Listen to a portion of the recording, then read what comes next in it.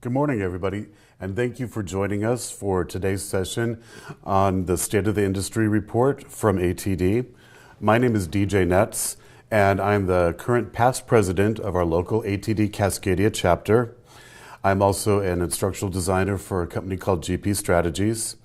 And assisting me today with today's presentation, we have Erin Mahoney, another one of our board members, sitting off camera to moderate this session. So say welcome to Erin. Good morning, everyone.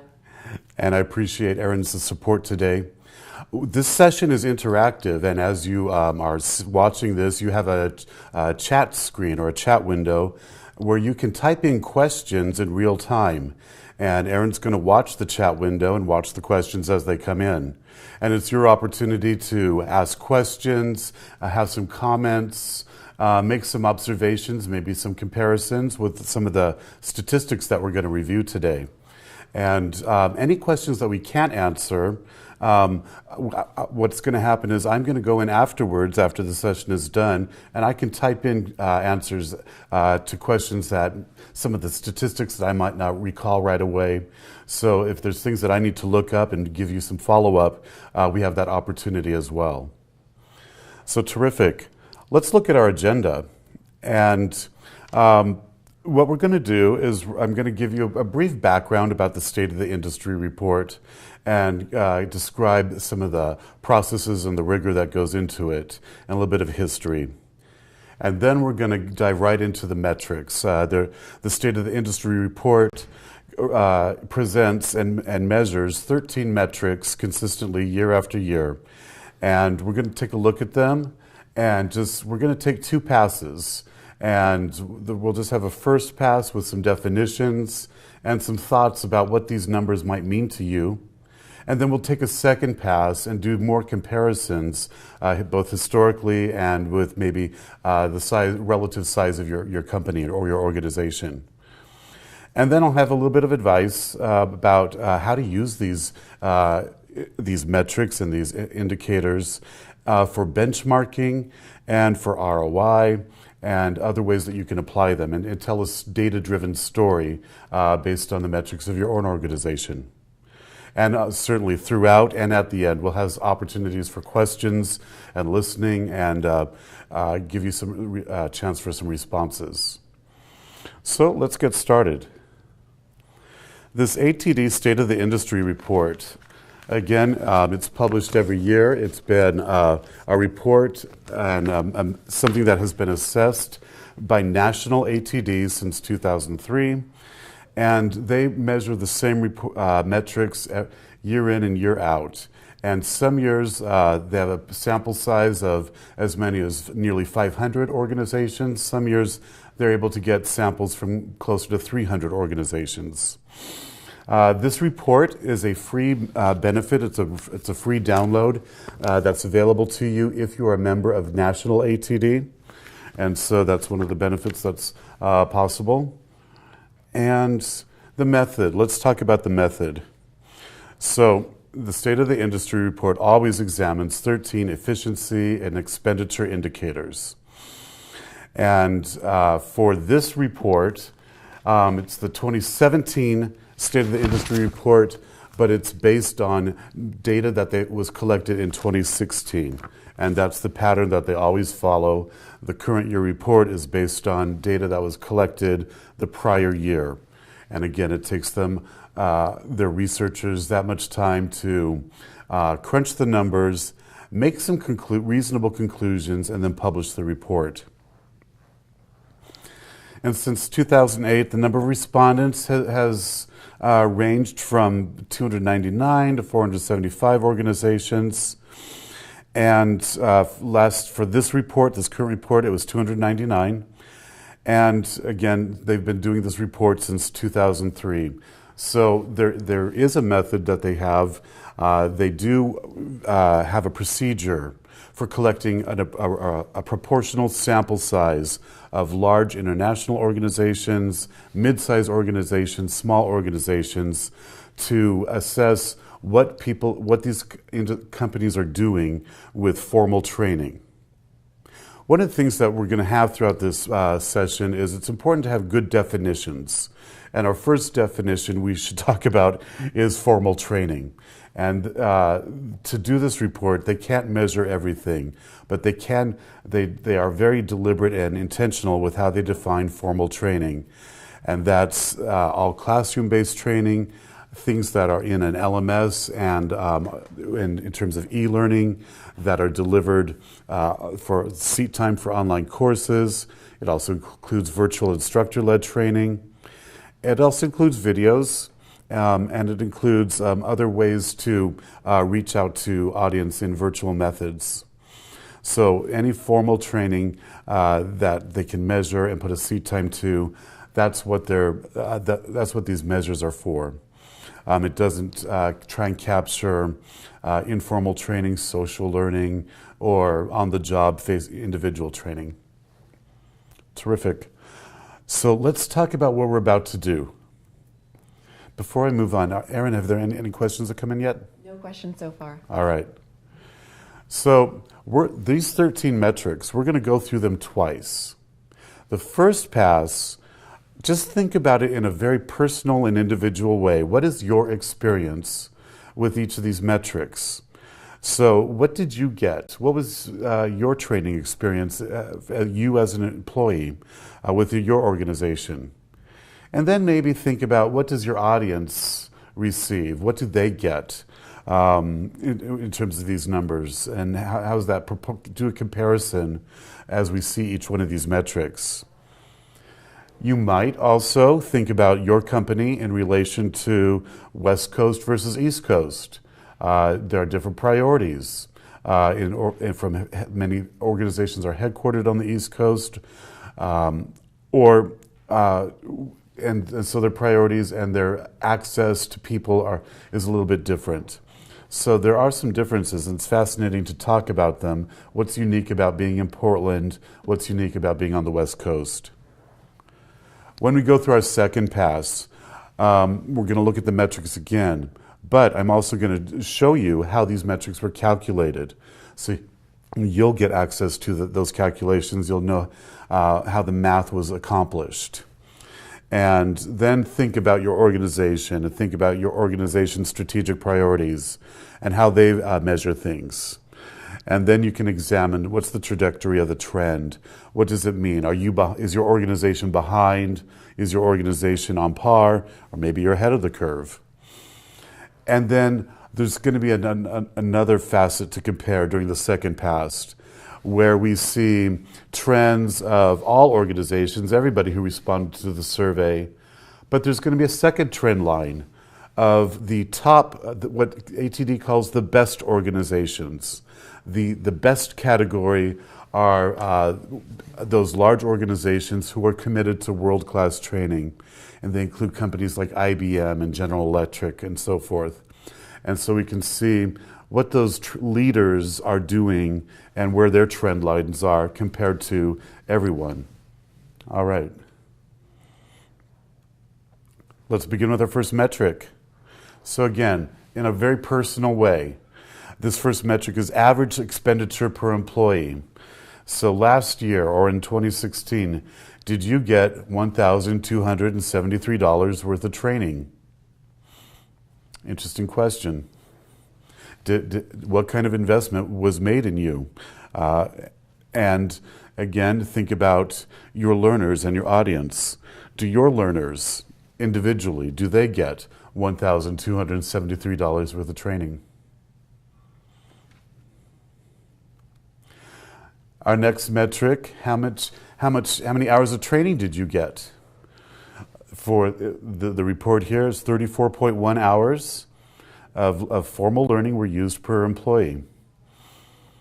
So in some organizations, some people get close to 40 hours of training. Some people are lucky if they get 8 hours of training, formal training in a year.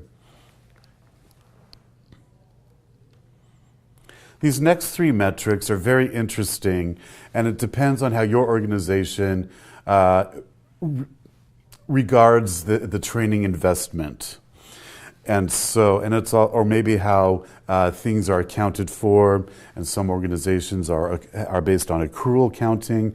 Some organizations are cash basis. Some organizations have stockholders to be accountable for.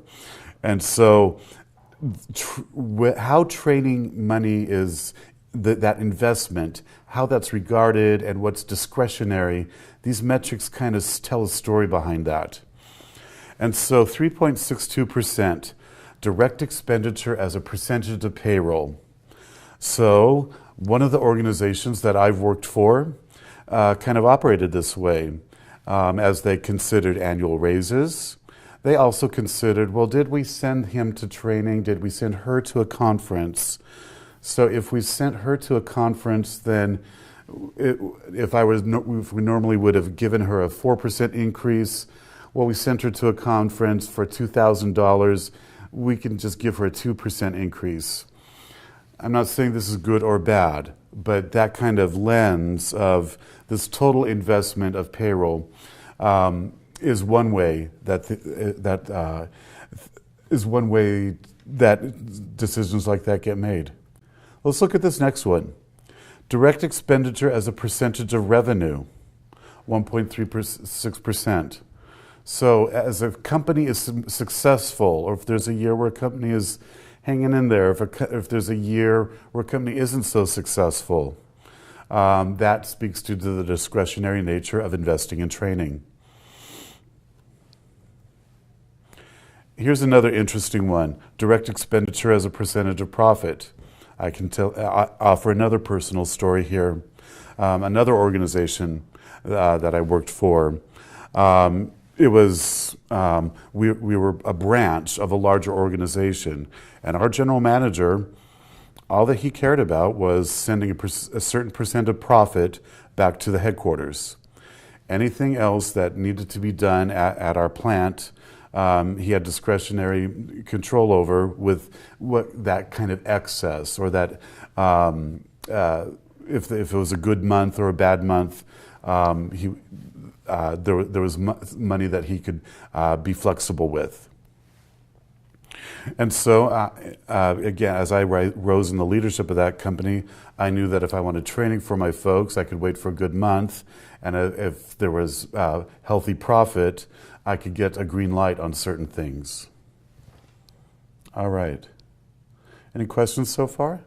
Nope, we're all good. Great. Let's continue. This is an interesting one because it shifts from year to year. The distribution of training expenses. So there's a few ways that we can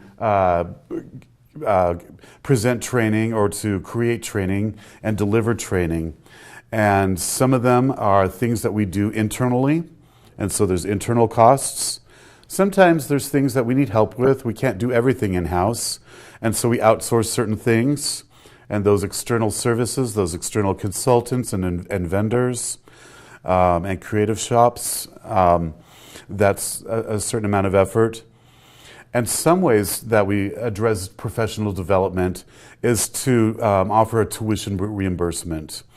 Sometimes it's easier to send an employee and to have some upskilling through a community college or university program. And so what we had for this year's report is 61.37% of training was done in-house, and the money, that money was spent internally.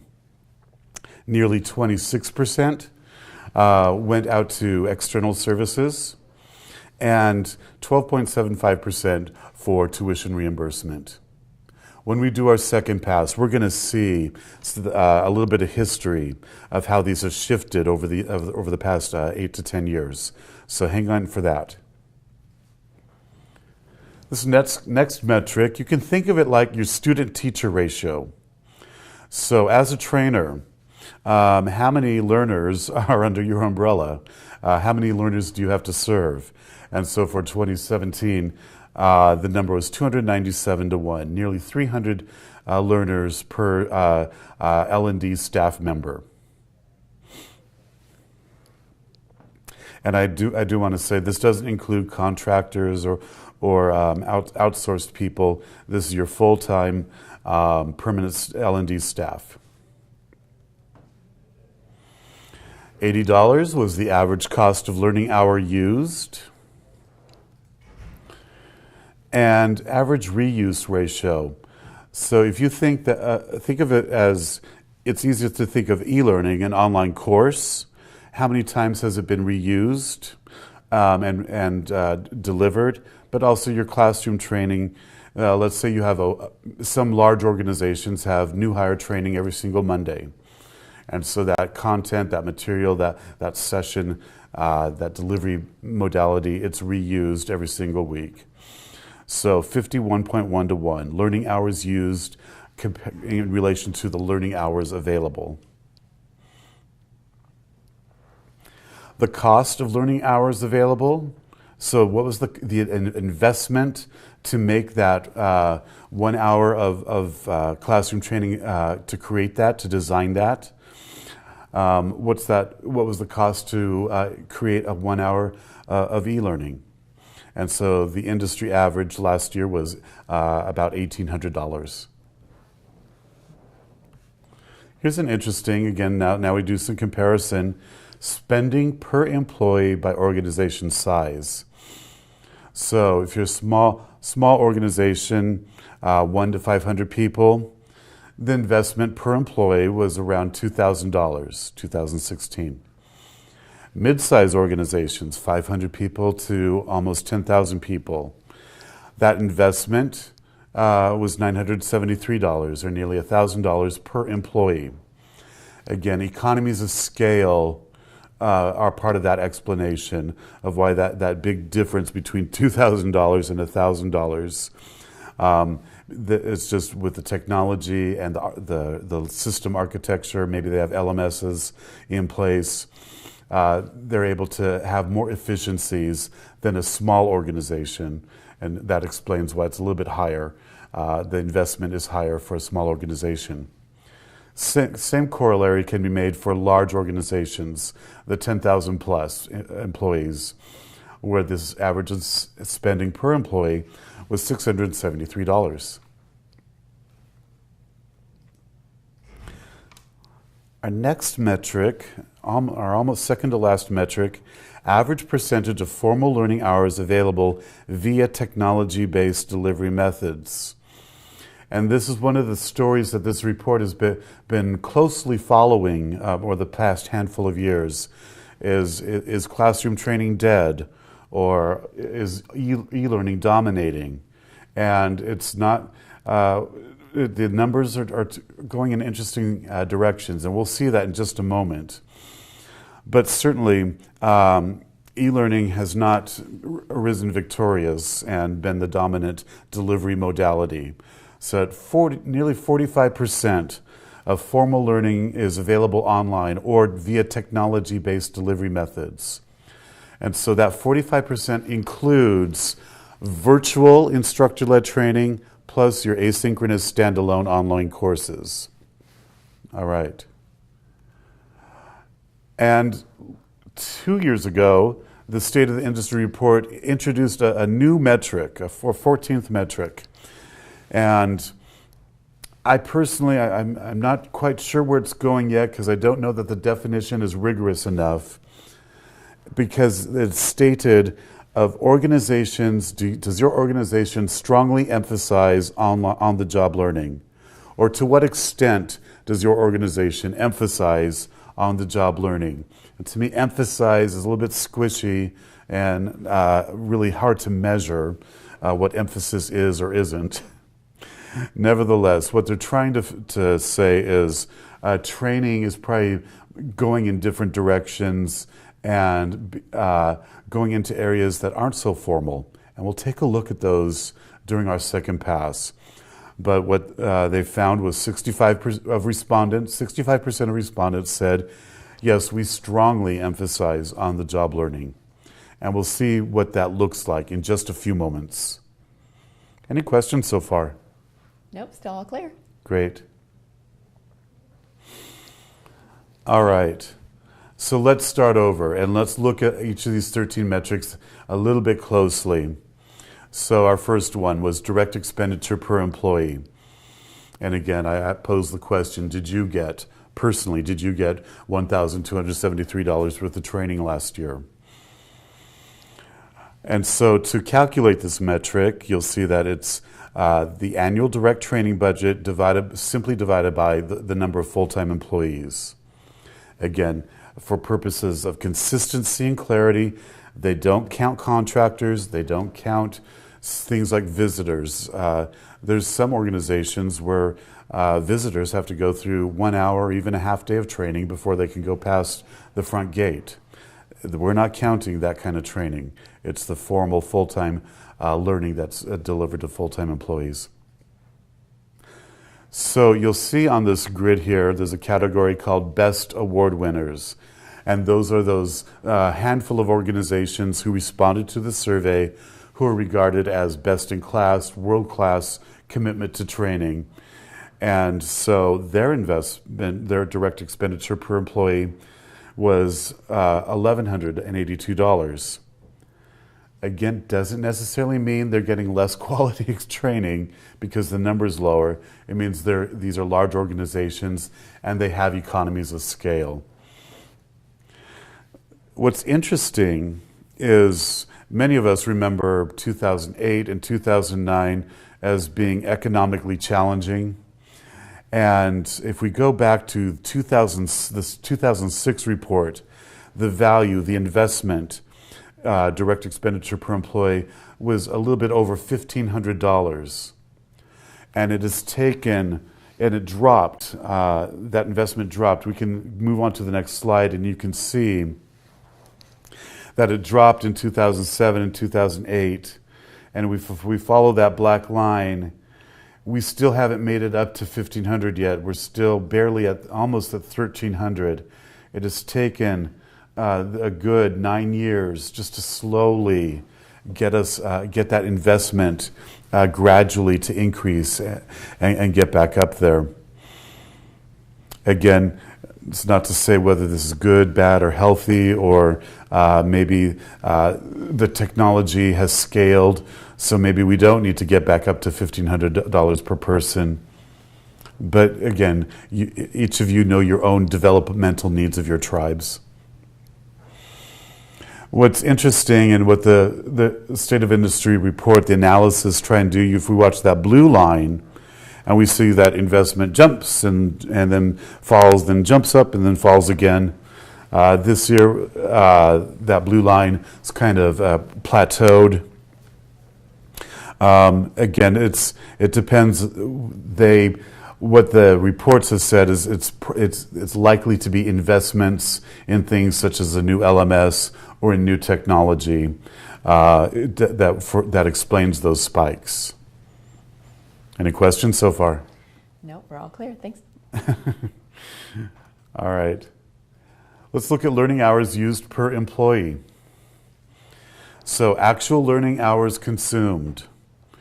That doesn't mean that was offered in a catalog.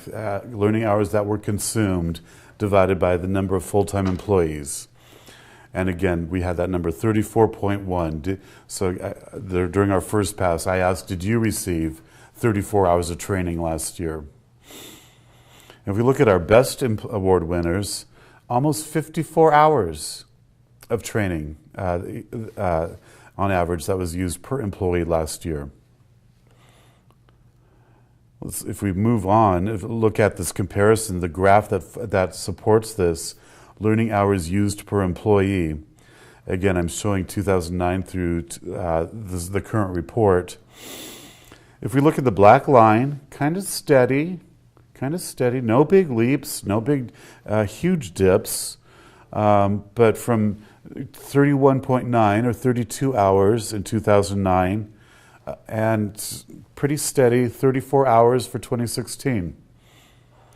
What we do see is different spikes and different levels of investment for those best organizations. And again, the explanations offered by the analysts, it has to do with, again, investments and emphasis on strategic priorities such as leadership training and compliance training. We saw an enormous amount of compliance training from 2013, 2014, and 2015. And so as those priorities change, that explains what was going on for those spikes. Erin, we got a question finally. DJ, yes, we've got a question from Mary in Salem. She's wondering, will these slides be available to us? This recording will be available to us. We'd love to share slides of presentations like this, but I want to respect the spirit of what National ATD is, and this is a report that's available. I can't make photocopies and hand it out because that's the kind of the copyright and some of the permissions of this report that are surround that. Good. Terrific. Our next metric, direct expenditure as a percent of payroll, 3.62%. Well, first, how do you calculate that? The annual training budget, the direct training budget, divided by annual payroll. And that's without benefits and taxes. And again, ATD made that decision at the beginning of this. How can we make good comparisons year over year And it's just annual payroll and not factoring the benefits or taxes. And so people who are of a mind of a concept of total compensation package, that's not how this is calculated. It is simply on wages. So again, those best award winners, 3.48%. And as a percentage of revenue, annual direct training costs divided by actual revenue. So the consolidated was 1.36, and those best organizations is 0.52% of actual revenue. And direct expenditure as a percent of profit. So your annual profit divided by the annual direct training budget. And consolidated, it was 8.4%. And for those best organizations, nearly 5%, 4.99%. Let's look at tuition reimbursement. Interesting story here. So consolidated, all results, all respondents reported 12.75% devoted their training budget. Let me walk that back. 12.75% of the training budget was dedicated to tuition reimbursement. And for best award winners, it was 13%. And again, for some organizations, what they really call out in this one is organizations that focus on management consultants or any kind of consultancies. The tuition reimbursement investment was a lot higher. But for other organizations, it was 12.75%. And so if we look again at who uses this tuition reimbursement the most, is it small size organizations? Yeah, 14.45%. The mid-size organizations, a little bit of a drop there, not so much. 10.26% was invested. And then those large organizations, 10,000 plus, are more likely to invest in tuition reimbursement. So how are we doing with outsourcing? How much should we be outsourcing? How much should we be doing in-house? The consolidated respondents, 25.88%, so nearly 26% of the training budget was spent on outsourcing or external partners. And for the best award winners, nearly 30%. And again, this changes over time. So we have a graph here. And it's interesting, that green area, those external services, if you go back to 2007, it still stays in the range from 27%. We have a high of almost 30% in 2011. But again, technology is catching up. Technology is becoming the norm. People are able to hire full-time e-learning developers and graphic design people and they're able to do more of these functions in-house. That purple trend at the bottom for the tuition reimbursement, again, a slight increase last year. And so it's interesting, this metric, it shifts a little bit, but it's pretty, the slices of pie are pretty much proportional for the past 10 years. About 60 to 65% of things we do internally, about 26% of the stuff, we need some help. We need to hire and have some outside support. And for some organizations, a good strategy is to have that tuition reimbursement piece. So let's talk about our student-to-teacher ratio, number of employees per L&D staff member. And the definition or the calculation for this one is total full-time employees divided by total learning and development staff. And this does include if you have admins, training admins, and e-learning developers. It's the entire learning and development staff that are dedicated full-time. And so that student-to-teacher ratio, 297 for the consolidated respondents. But for our best respondents, a little bit lower, only 240 learners per staff member. Let's take a look at the history of this number of employees per L&D staff member. We can see this graph. And what's encouraging for me is to see this upward trend. No, it shouldn't be encouraging. There's many explanations. Let me walk that back a little bit. The technology, again, is one of the biggest ways to explain why we're able to reach more people. Things are more scalable, and the delivery modalities let us put forward a better distributed learning effort. And so again, as you think, is it healthy for the trainer to learner ratio to be this high? If the technology, if it's well designed and if the technology is there, it can support these numbers. We can see with the blue line, the best organizations, even though it dipped in 2012 and 2013, it's on an upward trend and relying on more virtual ways to reach those learners as well. Any questions? I know I stumbled over that one, but hopefully I cleaned that up. All right. Cost per learning hour used. So the cost of all learning hours that are divided by total number of learning hours consumed. So you've designed and you've curated all this curriculum and all this seat time divided by the total number of learning hours consumed.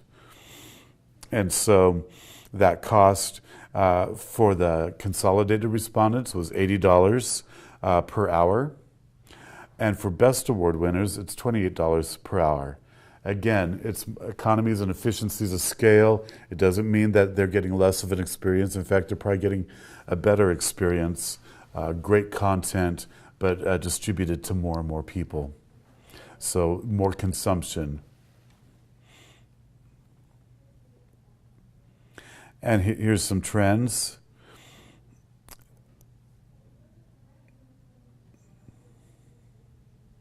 From 2009 to 2016. Let's look at our next trend, cost per learning hour available.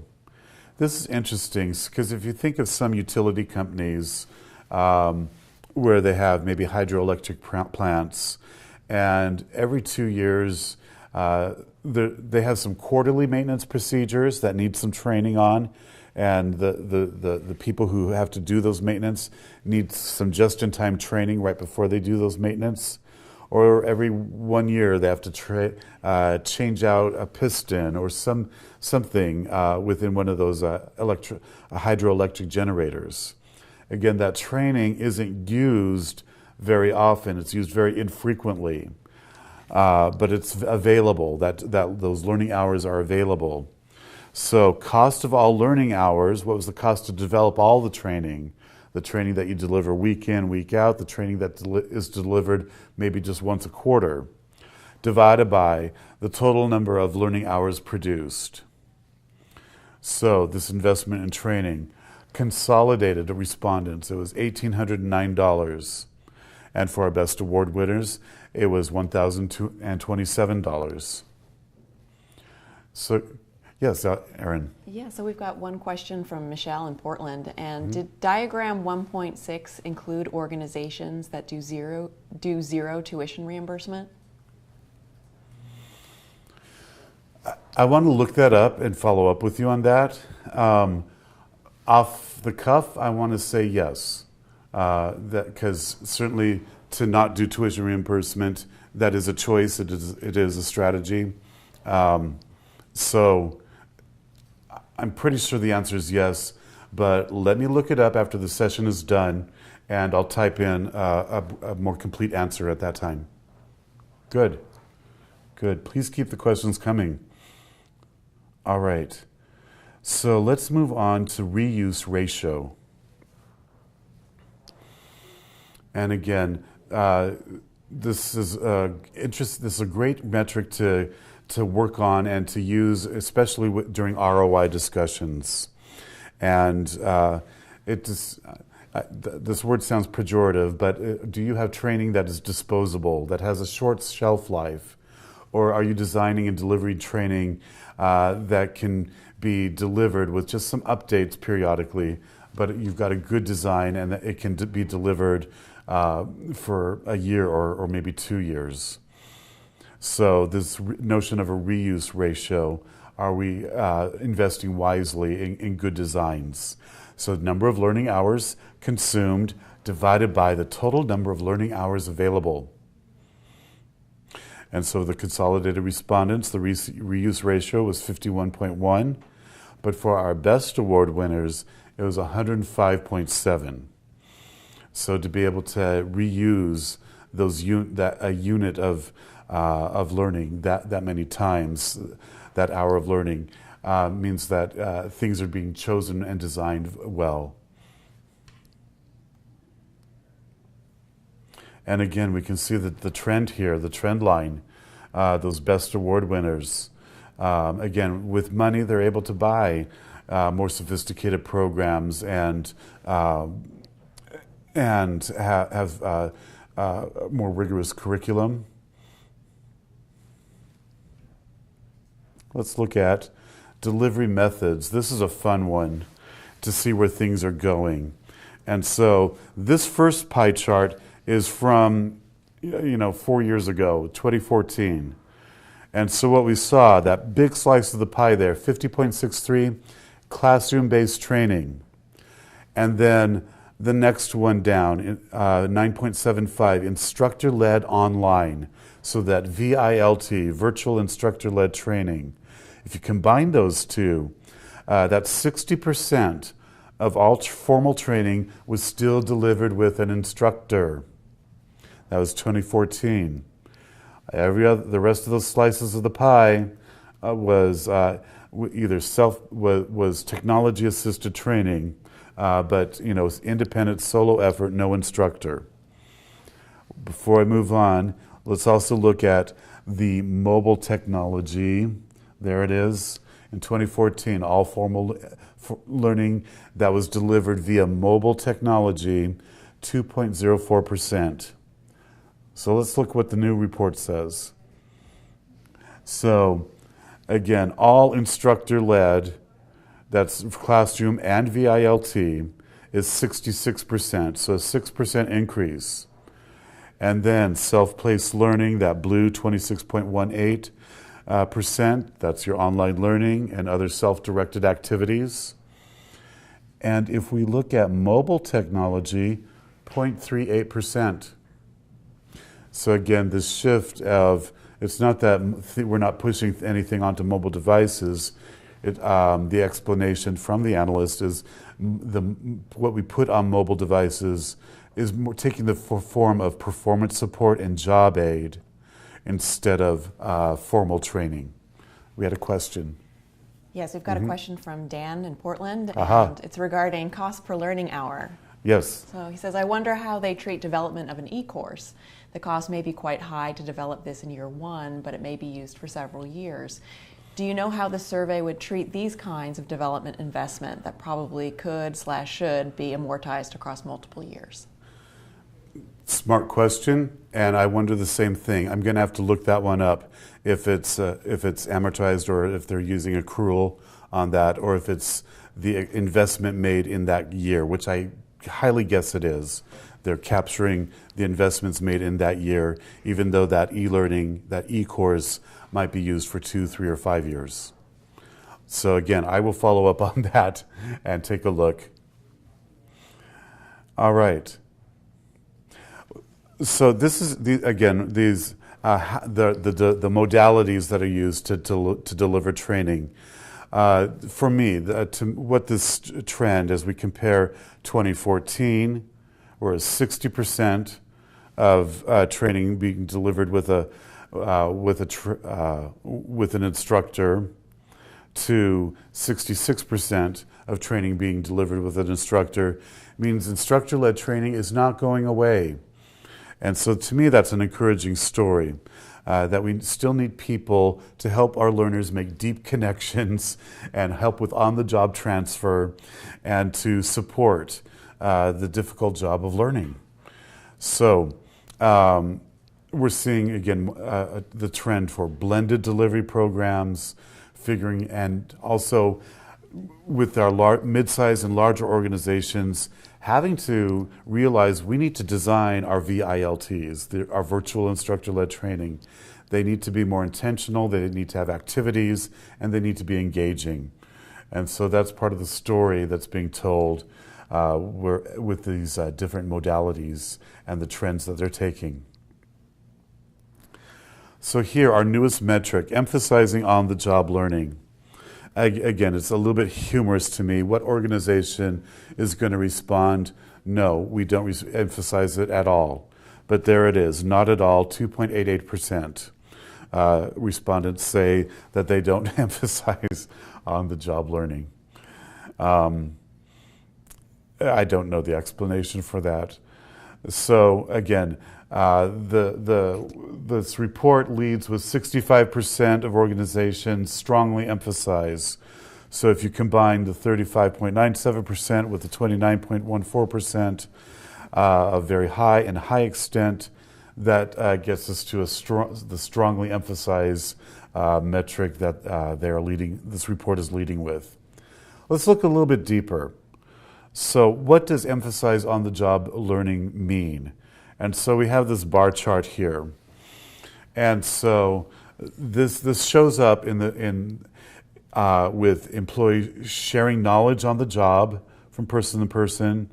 It's on-the-job coaching by managers, coaching by peers, knowledge sharing with technology. So if there's wikis, wiki pages, or other SharePoint repositories or discussion pages where people are posting and sharing knowledge in a central location.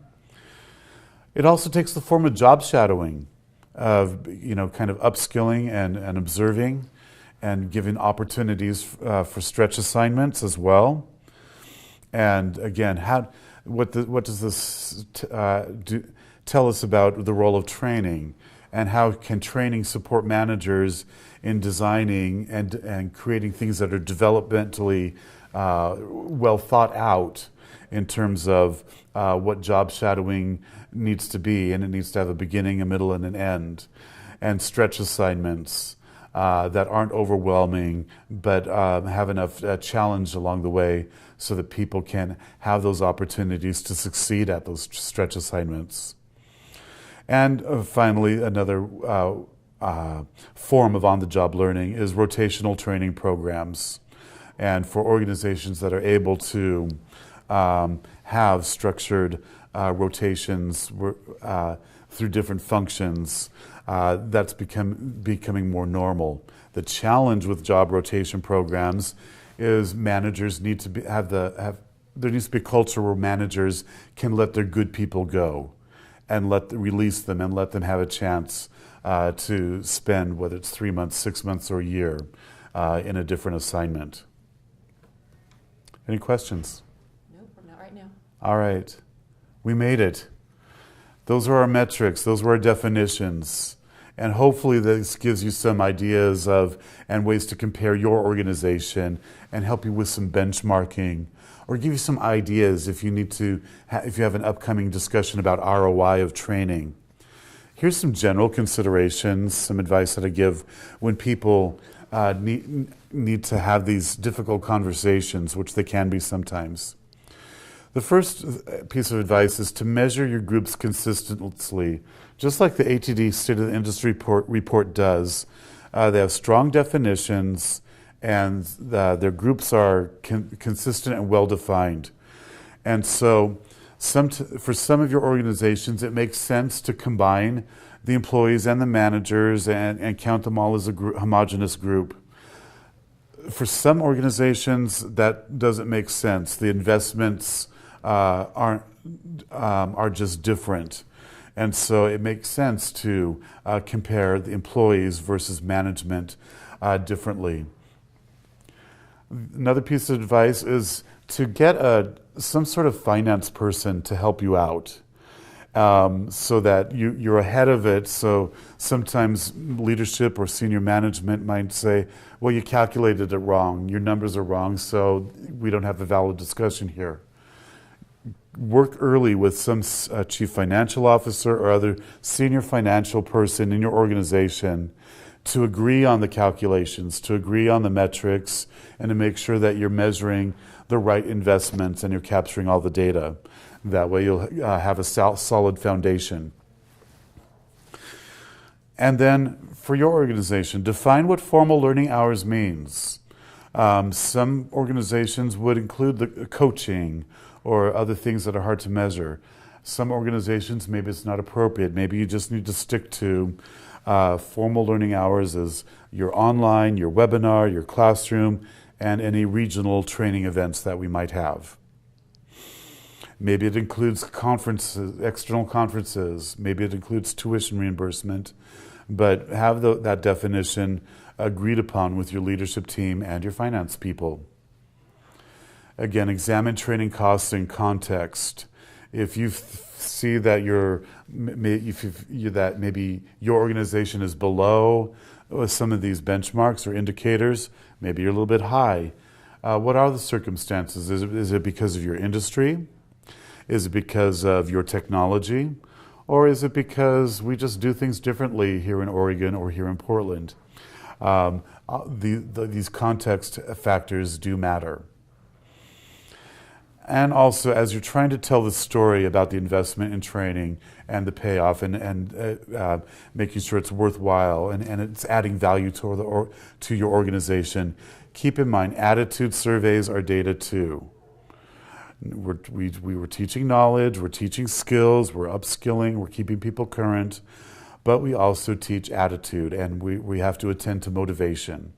And so the good feedback, maybe even some of the unfavorable feedback, all those comments are important when you're telling the story of ROI and investment.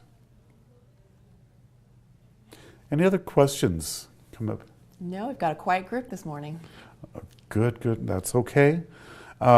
You've still got the opportunity with this interface, if you want to log in and watch this recording again, and if you, in the future, if you type a question, this platform is going to push the question back to me.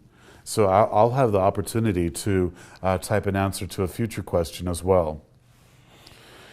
So I want to just say thank you. I want to say thank you to our partner from the studio, Brand Live, who is serving as a chapter sponsor for us the second year in a row, who gives us the opportunity to provide these webcasts and virtual learning events for you. I would want to quickly mention that our next webcast is going to be May 24th at 9 a.m., and we're going to have Andrew Jackson come in, and he's going to give a session on Brand Storytelling Base Camp. So how do you tell the story of your training department? Or if you're an independent consultant, how do you tell your brand story? And clearly make a case for what differentiates you and what you offer. And in June, we're going to have another webcast. We're going to have a couple of experts talk about trends and best practices for webcasting and virtual learning events. And again, I encourage you to go to our chapter website and look at our events page. We've got some upcoming sessions on accelerated learning and project management. So again, I thank you for spending the time with us today, and we look forward to seeing you at our next virtual learning event. Thanks, everybody.